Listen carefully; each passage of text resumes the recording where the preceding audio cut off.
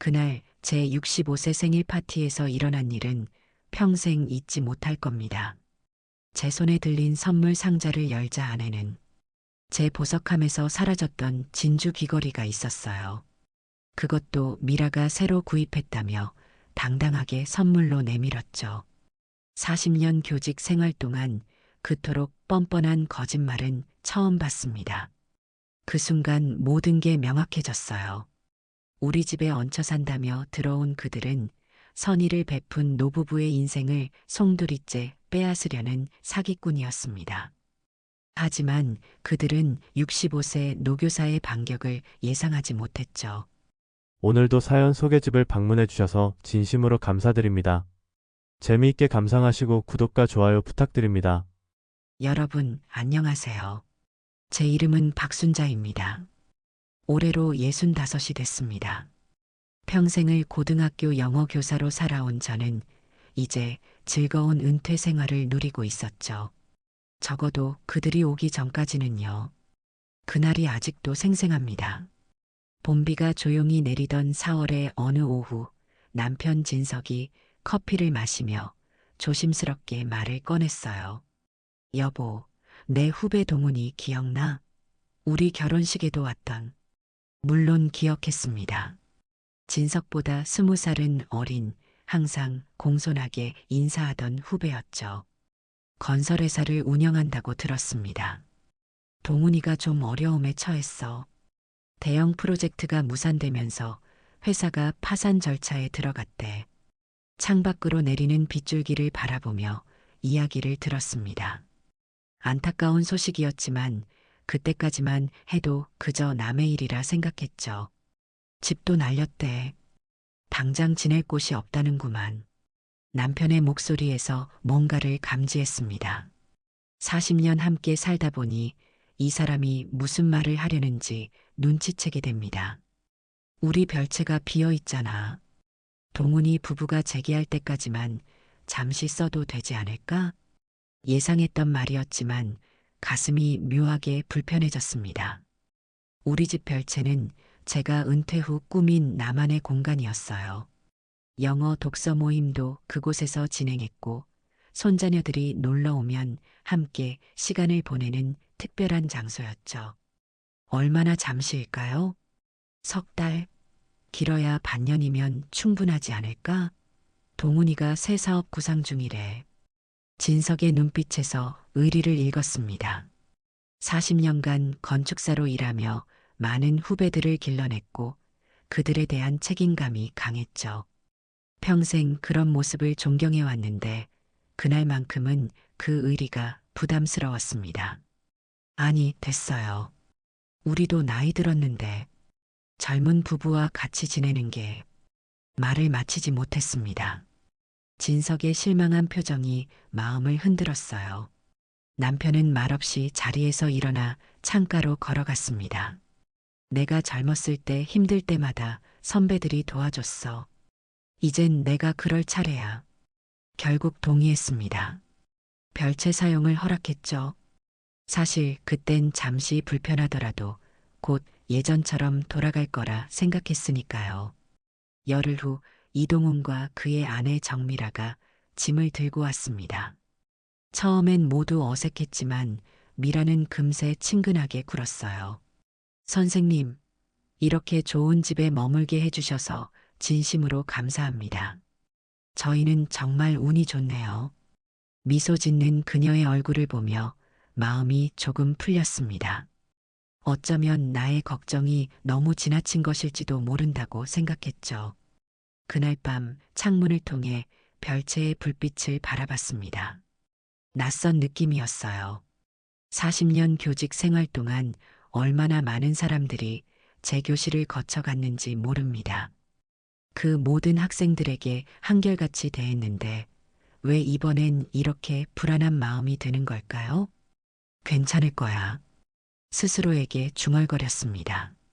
그때는 몰랐습니다.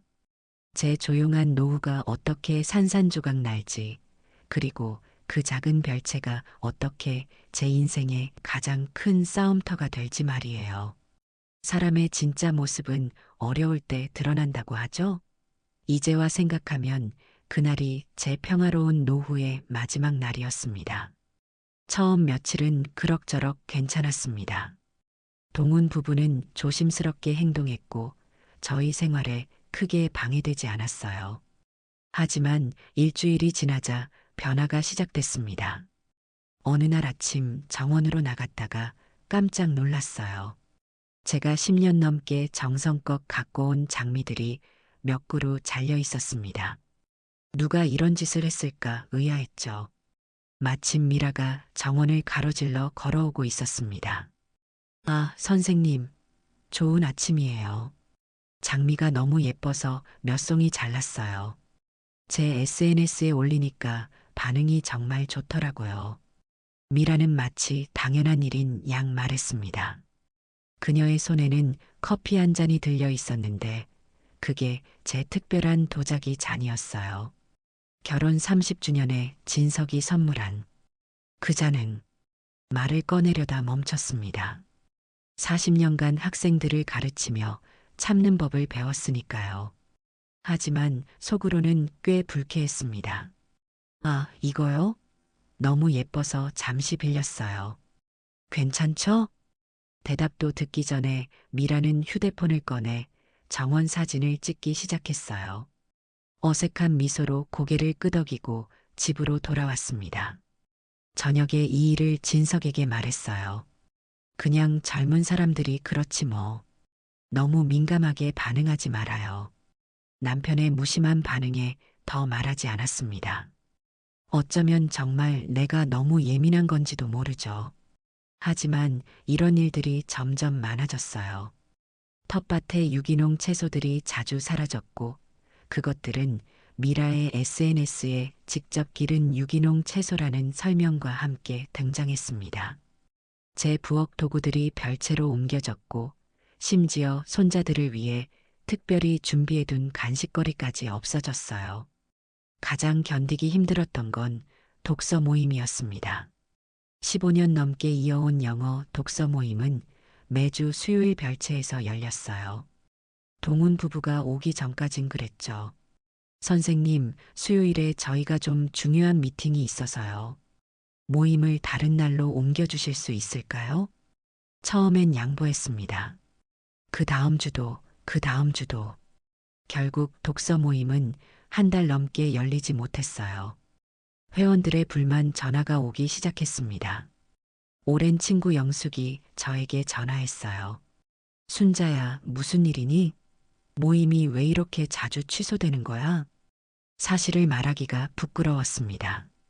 내 집의 한 공간을 내 마음대로 쓰지 못한다니 생각만 해도 한심했죠. 곧 정상적으로 진행할게. 미안해.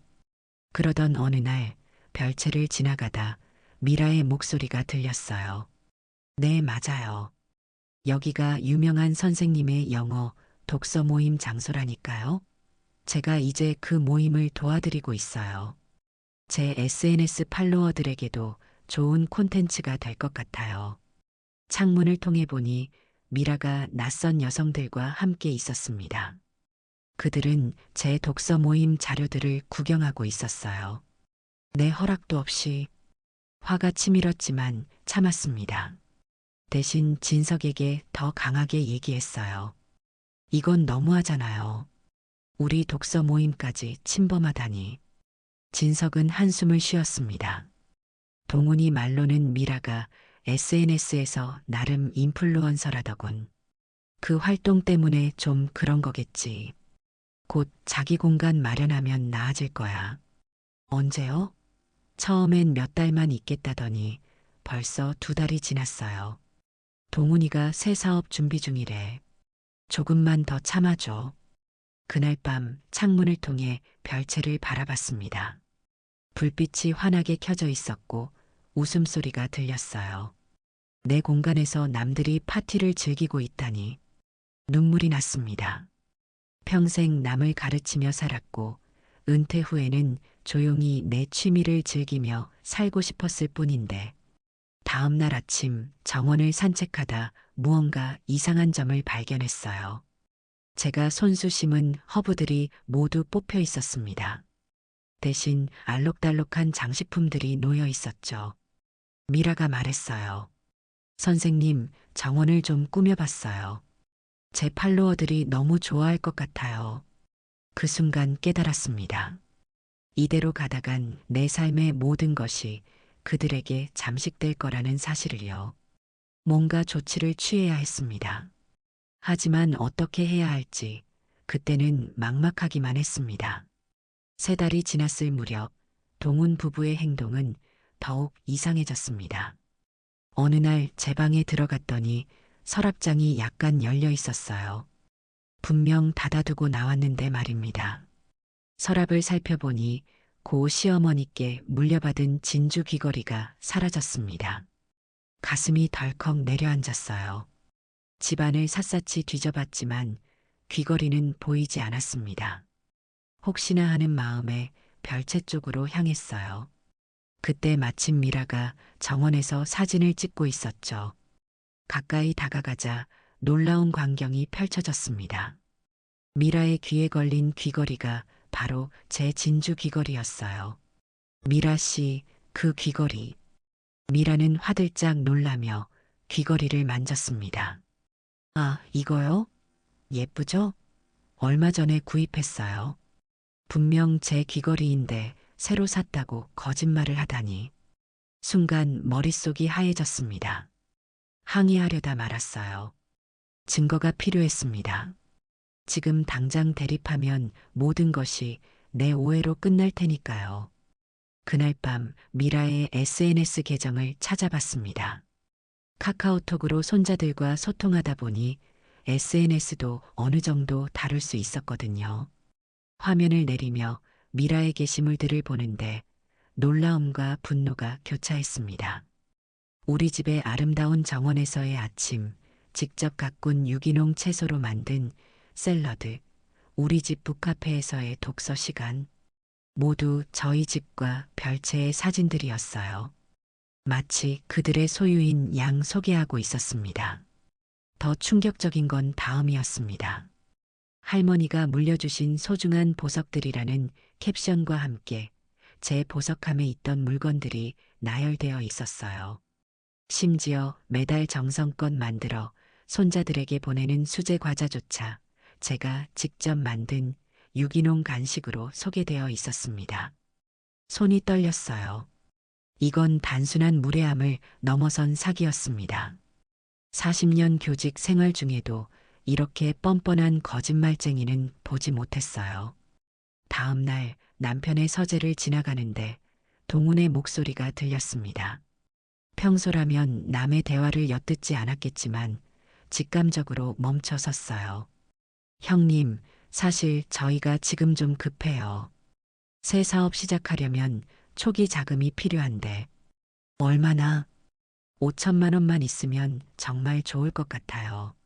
물론 이자도 드리고 계약서도 작성할게요. 가슴이 쿵쾅거렸습니다. 그건 우리 노후 자금의 상당 부분이었어요. 문틈으로 진석의 얼굴을 볼 수 있었는데 그가 생각에 잠겨 있었죠. 한번 생각해 볼게. 하지만 당장은 그때였습니다. 휴대폰이 울려 제 존재가 드러났어요. 서둘러 자리를 피했지만 동훈과 눈이 마주쳤습니다. 그의 눈빛이 차갑게 변하는 것을 놓치지 않았어요. 그날 저녁 진석에게 물었습니다. 오늘 동훈 씨와 무슨 이야기 했어요? 진석은 당황한 듯 했습니다. 그냥 사업 이야기. 별거 아니야. 돈 얘기도 했던 것 같던데. 진석의 표정이 굳었습니다. 여보, 남의 대화를 엿듣는 건 좀. 우리 돈 이야기를 남의 대화라고요? 그게 당신 개인 돈이에요? 우리 둘이 평생 모은 노후 자금이잖아요. 말다툼이 시작됐습니다. 우리 부부는 40년 동안 큰 싸움 한 번 없었는데 동훈 부부가 온 이후로 자주 다투게 됐어요. 동훈이 새 사업 계획이 탄탄해. 내가 검토해봤어. 수익성이 좋아 보여. 당신이 뭘 안다고 검토를 해요? 그 사람 첫 사업도 망했잖아요. 사업이란 게 다 그런 거야. 처음엔 실패해도 경험으로 배우는 거지. 화가 나서 말했습니다. 난 반대해요. 한 푼도 주면 안 돼요. 그날 밤 잠을 이루지 못했습니다. 창밖을 보니 별채의 불빛이 여전히 환했어요.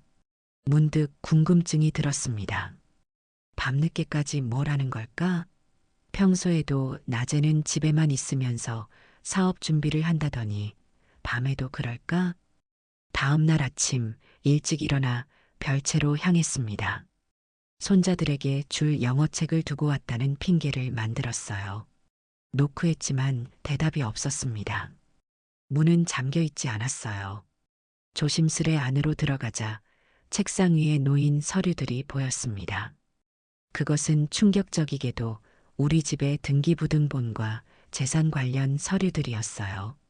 어떻게 이런 문서들을 구했을까 의아했죠.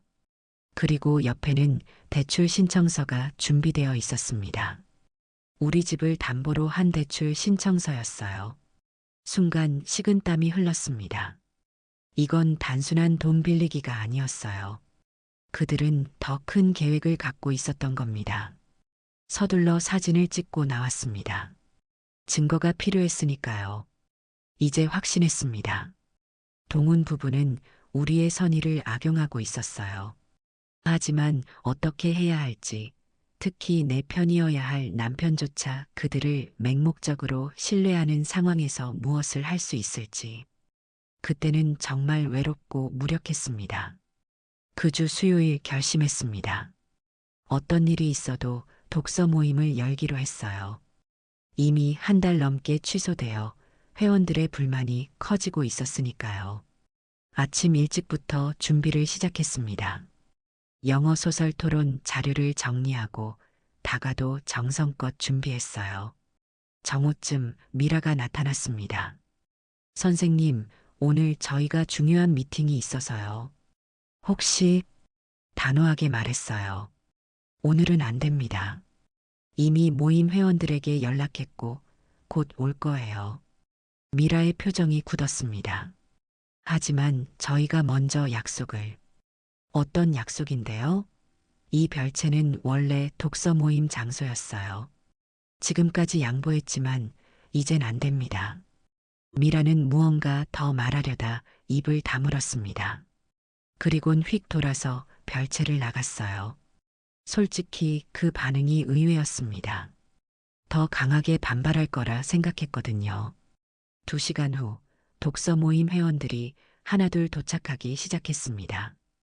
오랜만에 만나는 반가움에 모두 웃음꽃이 피었어요. 특히 이번 모임은 특별했습니다. 제가 20년 전 미국 연수 때 만난 교수님이 한국을 방문해 특별 강연을 해주시기로 했거든요. 다들 보고 싶었어요. 오랜만이네요. 차를 마시며 근황을 나누는데 문이 벌컥 열렸습니다.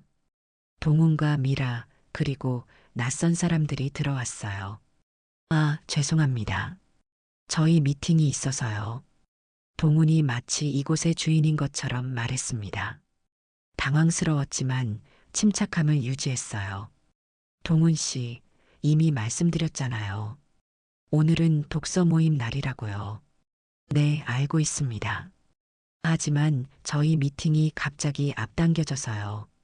이분들이 멀리서 오셨거든요. 회원들이 어리둥절한 표정으로 서로를 바라봤습니다. 정말 난처한 상황이었어요. 이럴 때 강경하게 나가야 하는지 아니면 또 양보해야 하는지. 그때 미라가 준비해온 다과를 꺼내기 시작했습니다. 걱정 마세요, 선생님. 저희가 다과도 준비했어요. 같이 미팅하면 되잖아요. 말이 안 되는 상황이었습니다. 영어 소설을 토론하는 모임과 비즈니스 미팅을 어떻게 함께 진행한다는 건지. 그런데 더 충격적인 일이 벌어졌어요. 미라가 꺼낸 다과가 제가 준비한 것들과 바뀌어 있었습니다. 제가 아침부터 정성껏 준비한 수제 쿠키와 샌드위치 대신 포장된 과자와 오래된 듯한 빵이 놓여 있었어요. 이게 무슨? 말문이 막혔습니다. 미라는 아무렇지 않게 말했어요. 아, 선생님 것은 제가 냉장고에 넣어뒀어요. 이걸로 먼저 드시죠. 뭔가 이상했습니다. 냉장고로 가봤더니 제 다가들은 온데간데 없고 엉망진창이 되어 있었어요. 마치 일부러 망가뜨린 것 같았습니다. 돌아와서 보니 동훈이 자기소개를 하고 있었어요. 저는 이 독서 모임의 후원자 이동훈입니다. 오늘 특별히 사업 파트너들을 모시고 왔습니다. 너무 어이가 없었습니다. 후원자라니요? 그들은 단 한 번도 이 모임에 돈을 낸 적이 없었어요. 참다 못해 끼어들었습니다. 죄송하지만 동훈 씨, 그건 사실이 아니잖아요. 이 모임은 20년 넘게 제가 운영해온. 아, 선생님. 그런 세부 사항은 중요치 않아요. 중요한 건 앞으로 이 모임이 더 발전할 수 있다는 거죠. 회원들의 표정이 점점 불편해졌습니다. 특히 오랜 친구 영숙의 얼굴은 분노로 물들어 있었어요. 상황은 더욱 악화됐습니다. 미라가 준비한 다과를 먹은 몇몇 회원들이 속이 불편하다며 화장실로 향했어요. 미국에서 오신 교수님마저 안색이 좋지 않았습니다. 괜찮으세요? 걱정스럽게 물었어요. 음식이 좀 이상한 것 같아요. 교수님이 힘없이 대답했습니다. 결국 모임은 엉망이 되었습니다. 회원 한 명이 심하게 체했다며 병원에 가겠다고 했고 다른 회원들도 하나둘 자리를 떴어요. 미국에서 오신 교수님의 특별 강연은 무산되었고 20년 넘게 이어온 제 독서 모임의 평판은 하루아침에 무너져 버렸습니다. 그날 밤 영숙이 전화로 말했어요. 순자야, 대체 무슨 일이 있는 거니? 오늘 그 사람들은 누구였어?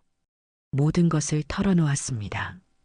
동훈 부부의 행동들, 제 물건들이 사라지는 일, 그리고 미심쩍은 대출 서류까지. 영숙은 진지하게 들어주었어요. 이렇게 두면 안 되겠다. 증거를 모아야 해.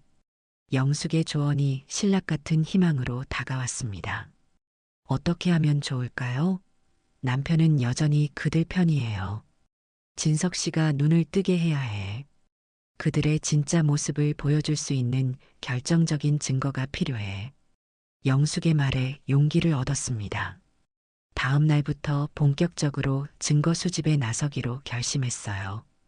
그들의 SNS 활동, 수상한 문서들, 그리고 사라진 물건들의 목록까지 모든 것을 꼼꼼히 기록했습니다. 마음 한구석에서는 내가 너무 극단적으로 생각하는 건 아닐까 하는 의구심도 들었어요. 평생 남을 믿고 살아온 제게 이런 의심은 낯설었으니까요. 하지만 지금의 상황은 단순한 오해를 넘어선 무언가가 있었습니다. 나와 내 가족을 지키기 위해, 그리고 평생 쌓아온 명예를 지키기 위해 용기를 내야 했어요. 모임이 실패로 끝난 후 일주일이 지났습니다. 그 사이 회원 5명이 탈퇴 의사를 밝혔어요. 20년 넘게 유지해온 독서 모임이 이렇게 무너져 내리는 걸 보는 게 정말 고통스러웠습니다. 하지만 더 큰 일이 코앞에 다가오고 있었어요. 독서 모임 20주년 기념 행사가 일주일 앞으로 다가왔습니다. 원래 제 영어 교사 생활 30주년과 함께 축하하려던 특별한 행사였죠. 미국, 영국에서 교류했던 교육자들도 초청했고 지역 신문에서도 취재를 요청했어요. 수개월 전부터 준비해온 행사였습니다. 행사 준비로 바쁜 시간을 보내던 중 집에서 이상한 대화를 들었어요. 부엌 가까이 있을 때였습니다. 이번 행사 정말 좋은 기회야. 내 영어 교육 사업 홍보하기 딱이지. 미라의 목소리였습니다. 그래, 그동안 준비한 걸 보여줄 때가 왔어. 이 집 노인네들 평판 좋으니까 우리한테도 득이 될 거야. 동훈이 대답했어요. 심장이 빠르게 뛰었습니다. 그들이 제 행사를 어떻게 이용할 계획인지 명확해졌어요. 하지만 어떻게 막아야 할지 고민되었습니다.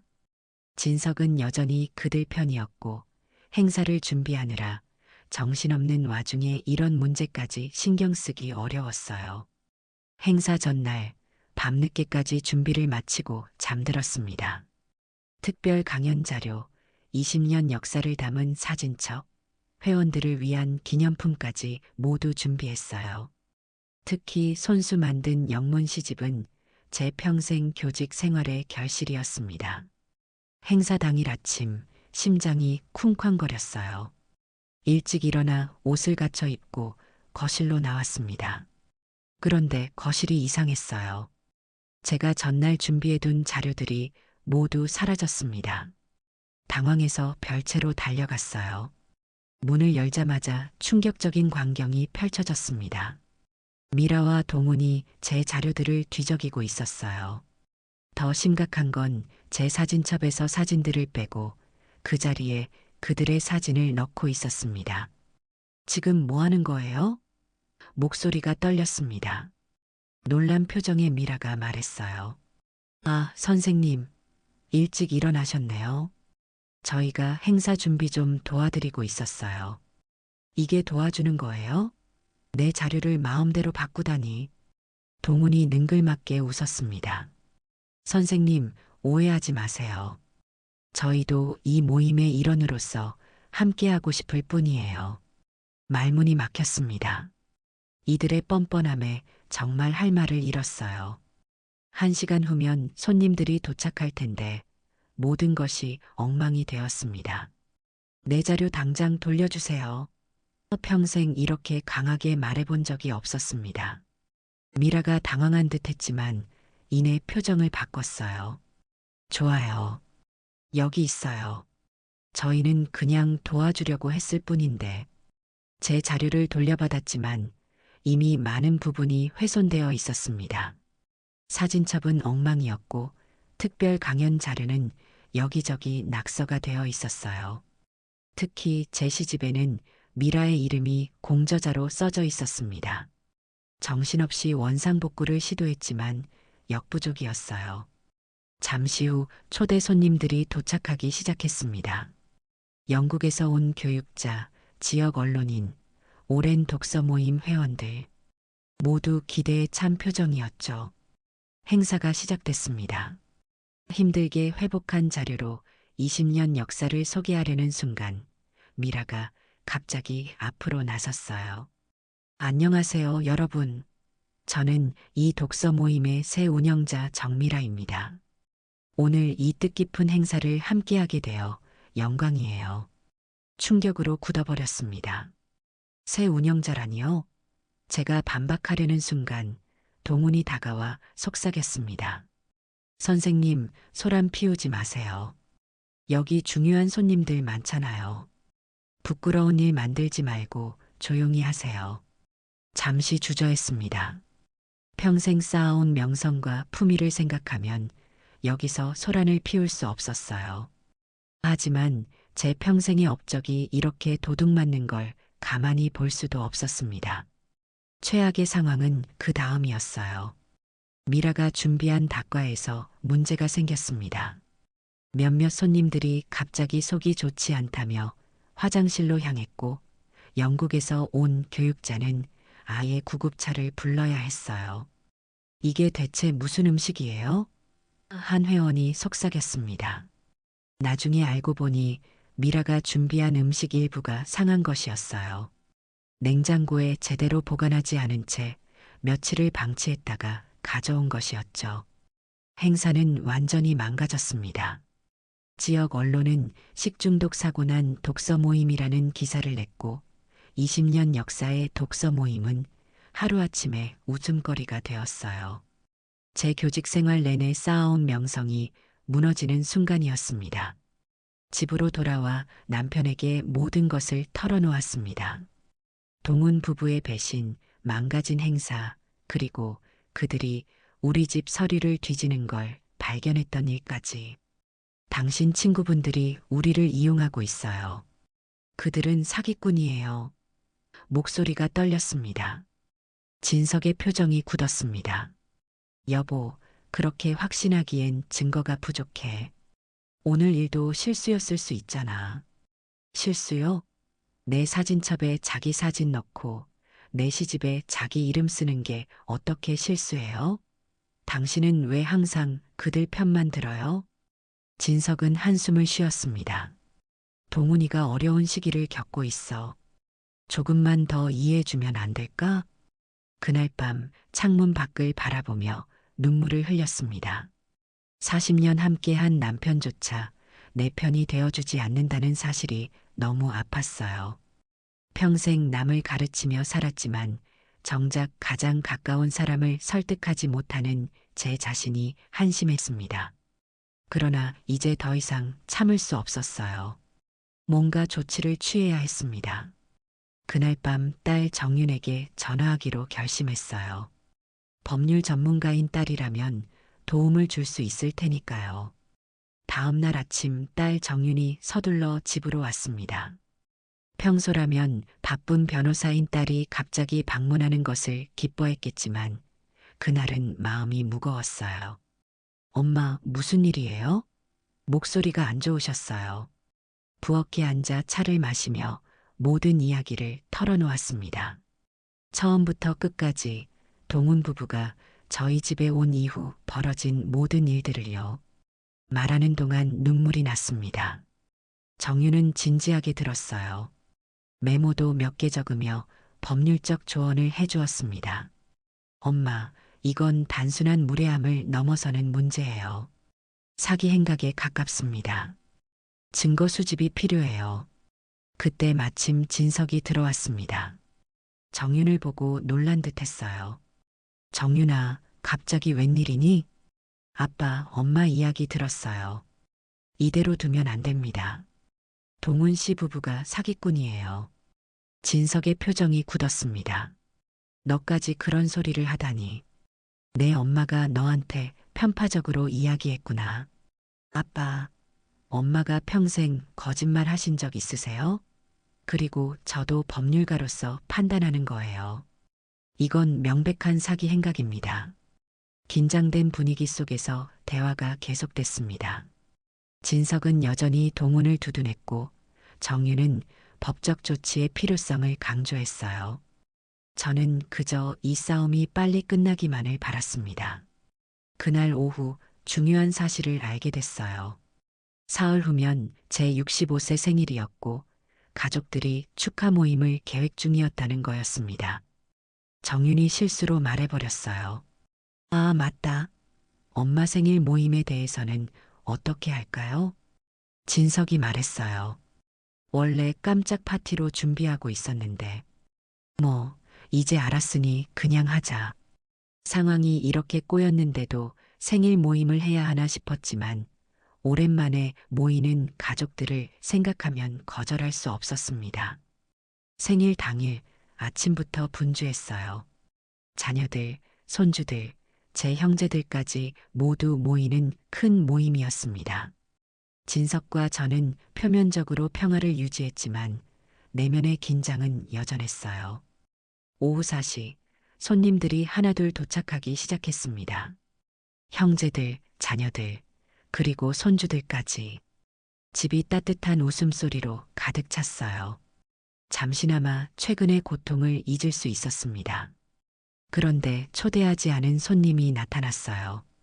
동훈과 미라가 화려한 선물 상자를 들고 들어왔습니다. 축하드립니다, 선생님. 저희도 함께 축하하고 싶어서요.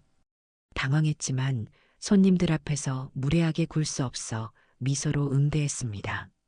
하지만 정윤의 표정이 굳어지는 것을 놓치지 않았어요. 파티가 진행되는 동안 미라는 자신이 마치 이 집의 주인인 것처럼 행동했어요. 음식을 나르고 손님들을 안내하고 심지어 제 생일 축하 인사까지 주도했습니다. 여러분, 제가 선생님과 가까이 지내면서 느낀 건데요. 정말 존경스러운 분이세요. 저희에게 이렇게 큰 도움을 주셔서 항상 감사해요. 듣고 있자니 속이 뒤틀렸습니다. 누가 누구를 도와준다는 건지. 케이크를 자르고 선물을 열 시간이 됐습니다. 여러 선물 중 미라가 준 상자가 눈에 띄었어요. 화려한 포장이었습니다. 이걸 특별히 선생님을 위해 준비했어요. 상자를 열자 안에는 보석함이 있었습니다. 그리고 그 안에는 놀랍게도 제 진주 귀걸이와 목걸이가 들어 있었어요. 미라가 몰래 가져갔던 바로 그 보석들이었습니다. 이건 미라가 웃으며 말했어요. 오래된 보석을 새롭게 리폼했어요. 어떠세요? 순간 침묵이 흘렀습니다. 모두가 어색한 분위기를 느꼈을 겁니다. 정윤이 먼저 입을 열었어요. 이것들은 엄마 보석 아니에요? 리폼이라뇨? 미라가 당황했습니다. 아니요, 제가 구입한. 정윤이 단호하게 말을 잘랐어요. 제가 어릴 때부터 본 엄마 보석들입니다. 할머니에게서 물려받은 거예요.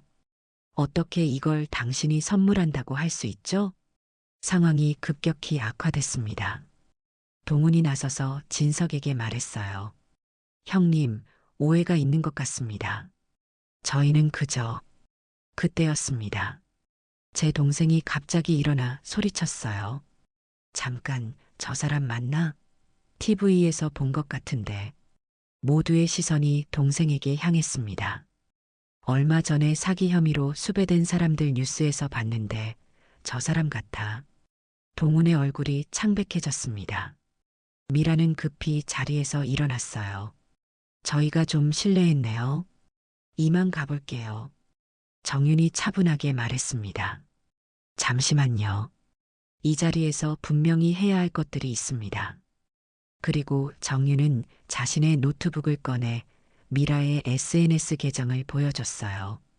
우리 집과 물건들을 자신의 것인 양 올린 수많은 게시물들, 그리고 더 충격적인 것은 이동훈의 사업 실패가 단순한 실패가 아니라 투자자 사기와 연관되어 있다는 뉴스 기사였습니다. 이분들은 사기꾼입니다. 지금까지 우리 부모님을 이용해 왔어요. 진석의 표정이 완전히 바뀌었습니다. 충격, 분노, 배신감이 뒤섞인 표정이었어요. 동훈아, 이게 다 사실이냐? 동훈은 대답 대신 황급히 자리를 떠나려 했습니다. 하지만 제 형제들이 문을 막았어요. 상황은 더욱 극적으로 변했습니다. 진석이 서랍에서 서류를 꺼냈어요. 보니 대출 서류였습니다. 난 정말 내가 어려운 줄 알고 도와주려고 했다. 이걸 써야겠다고 생각했는데 이게 다 거짓말이었냐? 동훈이 마지막으로 시도했습니다. 형님, 사업이란 게 그런 겁니다. 조금 과장된 면이 있지만 진석이 서류를 찢으며 소리쳤어요. 당장 내 집에서 나가. 그날의 생일 모임은 최악으로 끝났지만 한편으론 진실이 밝혀진 날이기도 했습니다. 복잡한 감정 속에서 적어도 이제 남편이 제 편이 되어준다는 사실이 위안이 됐어요. 그날 밤 가족들이 모두 돌아간 후 진석과 진지한 대화를 나눴습니다. 남편은 처음으로 제 말을 제대로 들어주었어요. 미안해요. 내가 너무 무모했어. 친구라는 이유만으로 맹목적으로 믿었던 게 안타까운 마음이 들었습니다. 진석은 평생 정직하게 살아온 사람이었기에 남들도 자신처럼 정직할 거라 믿었던 거죠. 그런 순수함이 이용당했다는 게 더 가슴 아팠어요. 괜찮아요. 당신은 그저 돕고 싶었던 거니까. 다음 날 아침 정윤이 다시 집으로 왔습니다. 이번엔 법률 서류들을 가지고 왔어요. 어제 바로 조치를 취했어요. 퇴거 명령 신청과 사기 혐의에 대한 고소장입니다. 놀랐습니다. 그렇게 빨리? 지체할수록 더 피해를 볼 수 있어요. 그들은 분명 도망칠 준비를 하고 있을 거예요. 정윤의 예상대로 별채는 비어 있었습니다. 밤사이 동훈 부부는 짐을 챙겨 사라졌어요. 하지만 몇몇 중요한 물건들이 함께 사라졌습니다. 제 보석함, 남편의 골동품 시계, 그리고 더 심각하게는 통장과 인감도장까지. 즉시 경찰에 신고했습니다. 다행히 정윤이 이미 은행에 연락해 계좌를 동결시켜 두었어요. 그들이 돈을 인출하지는 못했지만 시도했다는 증거가 남았습니다. 그날 오후 놀라운 전화가 왔어요.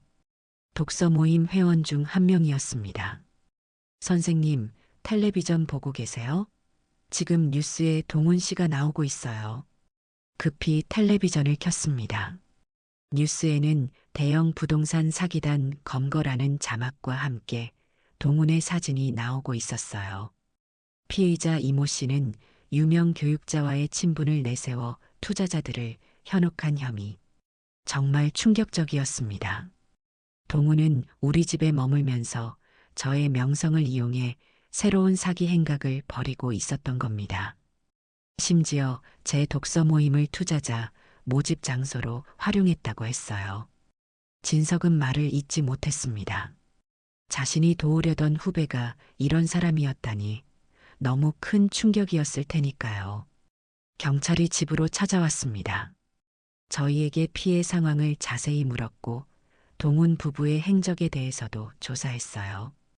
경찰에 따르면 그들은 이미 여러 차례 비슷한 수법으로 사기를 쳐왔다고 합니다. 그런데 어떻게 그들을 이렇게 빨리 잡을 수 있었나요? 물었습니다. 경찰관이 웃으며 말했어요. 사실 며칠 전부터 수사 중이었습니다. 피해자 신고가 많았거든요. 그리고 결정적인 제보가 있었죠. 그 제보자가 누구인지 곧 알게 됐습니다. 바로 오랜 친구 영숙이었어요. 영숙이 제 이야기를 듣고 동훈의 얼굴을 기억해 신고했던 겁니다. 영숙이가 그랬다고요? 네, 그리고 선생님 댁에서 찍은 동훈 씨 사진이 결정적 증거가 됐습니다.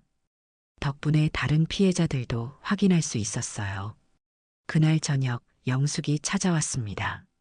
오랜 친구의 품에 안겨 울었어요. 고마워. 정말 고마워. 영숙은 어깨를 토닥이며 말했습니다. 40년 지기 친구인데 뭘. 그런데 이제 독서 모임은 어떻게 할 거야? 그 질문에 생각이 깊어졌습니다. 독서 모임은 제 인생의 큰 부분이었어요. 20년 넘게 이어온 소중한 모임이었죠. 하지만 최근 사건으로 명성이 크게 훼손되었습니다. 다시 시작할 거야. 처음부터. 다음 날 은행에 갔습니다. 남편의 통장을 확인해 보니 충격적인 사실이 드러났어요. 진석이 동훈에게 이미 상당한 금액을 빌려준 상태였습니다. 우리 노후 자금의 거의 절반에 가까운 돈이었어요. 어쩌면 좋아요. 이건 말을 잇지 못했습니다. 진석이 고개를 숙였어요. 미안해. 정말 미안해. 화가 났지만 더 이상 책망하고 싶지 않았습니다. 진석도 피해자였으니까요. 그의 선의가 악용당한 것뿐이었습니다. 경찰 조사 결과 동훈은 우리 집에 머무는 동안 주변 이웃들에게도 제 이름을 이용해 투자금을 모았다고 해요. 심지어 독서 모임 회원 중 몇 명에게도 접근했다고 합니다. 이 사실이 알려지자 동네 사람들의 시선이 달라졌습니다. 어떤 이들은 저희를 동정했지만 어떤 이들은 의심의 눈초리를 보내기도 했어요. 40년 교직 생활 동안 쌓아온 명성이 이렇게 훼손될 줄은 몰랐습니다. 그럼에도 불구하고 진실이 밝혀진 것에 안도했어요. 이제 다시 시작할 수 있으니까요. 별채를 정리하며 동훈 부부가 남긴 흔적들을 지웠습니다. 그들이 훼손한 제 물건들, 바꿔놓은 가구들, 그리고 불쾌한 기억들까지. 정윤이 법적 절차를 진행했고 경찰은 동훈 부부를 쫓고 있었습니다. 하지만 솔직히 돈을 되찾을 가능성은 낮아 보였어요. 그들은 이미 여러 차례 이런 일을 저질러 왔고 항상 돈을 숨기는 방법을 알고 있었으니까요. 엄마, 돈보다 중요한 건 평화예요. 이제 그 사람들은 엄마 삶에서 완전히 사라졌어요. 정윤의 말이 위로가 됐습니다. 그래요. 돈보다 중요한 건 평화였어요. 그리고 이제 다시 찾은 그 평화를 소중히 지켜나가야 했습니다. 일주일 후 경찰서에서 연락이 왔습니다. 동훈 부부의 행방을 추적 중이지만 아직 잡지 못했다고 해요. 그들은 전국 각지에 피해자를 두고 있었고 피해 금액은 생각보다 훨씬 컸습니다. 저희가 추적하고 있습니다. 걱정 마세요. 하지만 마음은 여전히 불안했습니다. 그들이 다시 돌아와 보복할지도 모른다는 두려움이 있었으니까요. 밤에 작은 소리만 들려도 잠에서 깨는 날들이 계속됐어요. 진석도 많이 괴로워했습니다. 자신의 판단착오로 가족을 위험에 빠뜨렸다는 자책감에 잠을 이루지 못했어요. 내가 어떻게 그렇게 속을 수 있었을까? 평생 사람 보는 눈이 있다고 자부했는데 가장 큰 상처는 신뢰의 상실이었습니다. 평생 사람들을 믿고 살아온 저희에게 이렇게 철저하게 배신당한 경험은 깊은 상처를 남겼어요. 이웃들을 대할 때도 새로운 사람들을 만날 때도 어딘가 경계심이 생겼습니다. 그런 와중에도 희망은 있었어요. 동네 주민들 중 많은 분들이 저희를 지지해 주셨고 독서 모임 회원들도 하나둘 돌아오기 시작했습니다. 특히 영숙은 매일같이 전화하고 방문하며 제게 힘을 주었어요. 순자야, 넌 평생 진실하게 살아왔잖아. 이번 일로 너 자신을 의심하지 마. 내가 잘못한 건 하나도 없어. 그녀의 말에 위안을 얻었습니다. 그래요. 내가 잘못한 건 없었어요.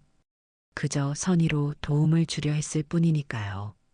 어느 날 동훈의 과거 피해자라는 사람들이 저희 집을 찾아왔습니다. 그들도 비슷한 방식으로 속았다고 했어요. 자신들의 경험을 나누며 서로를 위로했습니다. 저희도 처음엔 그들을 믿었어요. 너무 진실되게 보였거든요. 그래요. 그들은 정말 연기를 잘했어요. 저희 아이들까지 속였으니까요. 이야기를 나누다 보니 마음이 조금씩 가벼워졌습니다. 나만 어리석었던 게 아니라 누구나 그들의 교묘한 연기에 속을 수 있었다는 사실을 알게 됐으니까요. 함께 대응하면 좋겠어요. 법적으로 더 강력하게 대처할 수 있을 거예요. 그렇게 피해자 모임이 결성됐습니다. 서로의 경험과 증거를 공유하며 함께 싸우기로 했어요. 혼자서는 약했지만 함께하니 마음이 강해졌습니다. 한 달 후 기적 같은 소식이 들려왔어요. 동훈 부부가 인천공항에서 해외 도피를 시도하다 체포됐다는 소식이었습니다. 정말요? 정말 잡혔나요? 전화를 받자마자 물었습니다. 네, 확실합니다. 지금 구치소에 있어요. 그날 밤 오랜만에 편안하게 잠들 수 있었습니다. 이제 더 이상 두려워할 필요가 없었으니까요. 악몽 같았던 시간이 드디어 끝나가고 있었습니다. 동훈 부부가 떠난 지 한 달이 지났습니다. 그들이 일으킨 파장은 여전히 남아 있었지만 적어도 우리 집에는 평화가 돌아왔어요. 별채도 다시 제 공간이 되었고 독서 모임도 조금씩 복구되고 있었습니다. 그날 아침 정원에서 꽃을 돌보고 있었어요. 미라가 망가뜨렸던 장미들이 다시 피어나기 시작했습니다. 자연의 회복력은 정말 놀라웠어요. 인간의 삶도 그렇게 회복되는 걸까요? 진석이 커피 2잔을 들고 나왔습니다. 여보, 좀 어때요? 미소를 지었어요. 많이 좋아졌어요. 꽃들도 다시 피어나고 마음도 조금씩 가벼워지는 것 같아요. 남편은 조심스레 내 손을 잡았습니다. 정말 미안해요. 내가 너무 어리석었어. 괜찮아요. 우리 모두 속았으니까요. 동훈의 사기 행각은 뉴스에서 꽤 큰 화제가 되었습니다. 그가 속인 사람들은 저희뿐만이 아니었어요. 여러 지역의 유명 인사들을 통해 투자금을 모았고 그 피해액은 수십억에 달한다고 했습니다. 다행히 저희가 잃은 돈은 그중 일부에 불과했어요. 물론 노후 자금이었기에 아픔은 컸지만 생활이 불가능할 정도는 아니었습니다. 진석은 돈을 만회하기 위해 은퇴 후에도 건축 자문을 시작했고 저 역시 영어 과외를 몇 개 맡았어요. 독서 모임도 변화가 있었습니다. 회원 수는 줄었지만 남은 사람들은 더욱 단단한 유대감을 형성했어요. 특히 영숙은 제게 큰 힘이 되어 주었습니다. 그녀의 신고로 동훈을 붙잡을 수 있었으니까요. 순자야, 이번 모임은 어떤 책으로 할 거야? 영숙이 전화로 물었습니다. 보궐역에 관한 책을 생각 중이야. 역경 후에 다시 일어서는 이야기 말이야. 딱 우리 이야기네. 영숙이 웃었어요. 경찰에서 연락이 왔습니다. 동훈 부부가 해외로 도주하려다 공항에서 체포되었다고 했어요. 그들이 가지고 있던 가방에서 여러 피해자들의 물건들이 발견됐는데 그 중에는 제 보석함과 진석의 골동품 시계도 있었습니다. 물건들을 돌려받을 수 있을 거예요. 조만간 경찰서에 방문해 주세요. 이 소식을 들었을 때 묘한 감정이 들었습니다. 기쁨보다는 안도감이 컸어요. 물건을 되찾는 것보다 더 중요한 건 그들이 더 이상 다른 사람들을 속이지 못한다는 사실이었으니까요. 딸 정윤이 주말마다 찾아오기 시작했습니다. 그 이전에는 바쁘다는 이유로 자주 오지 못했는데 이번 일을 계기로 가족의 소중함을 다시 느꼈다고 했어요. 엄마, 이번 주에는 손주들 데리고 올게요. 할머니 정원이 보고 싶대요. 그 말을 들으니 가슴이 따뜻해졌습니다. 어쩌면 이 모든 일이 우리 가족을 더 단단하게 만든 계기가 된 것 같았어요. 가을이 깊어가던 어느 날, 별채에서 독서 모임을 마치고 나오는데 낯선 여성이 기다리고 있었습니다. 박순자 선생님이세요? 고개를 끄덕였어요. 저는 동훈 씨에게 속았던 피해자 중 한 명입니다. 선생님 덕분에 그를 잡을 수 있었다고 들었어요. 감사드리려고 왔습니다. 놀랐습니다. 아니에요. 저도 피해자였을 뿐인데요. 아니에요. 선생님께서 용기 내어 신고하지 않으셨다면 저희 같은 사람들은 계속 속았을 거예요. 그 말을 듣고 생각했습니다. 어쩌면 내가 겪은 이 모든 일이 다른 사람들을 도울 수 있었던 건지도 모르겠다고요. 평생 교사로 살아오며 항상 학생들에게 정직과 용기의 중요성을 가르쳤는데 노년에 와서 스스로 그 가치를 실천하게 되었으니까요.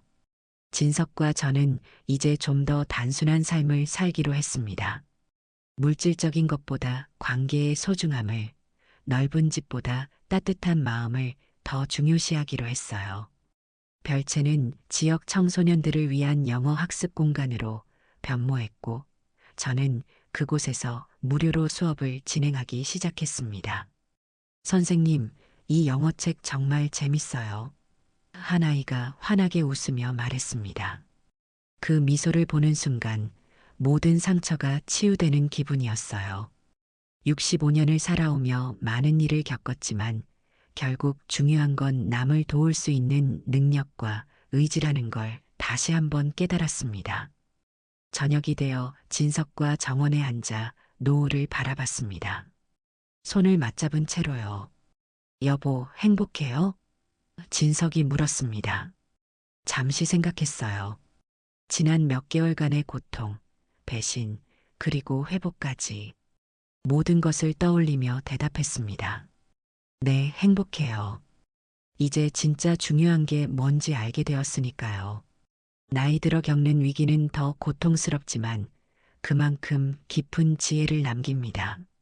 동훈 부부가 우리에게 남긴 상처는 여전히 아프지만 그 경험을 통해 얻은 깨달음과 회복의 기쁨은 더 값진 것이었습니다.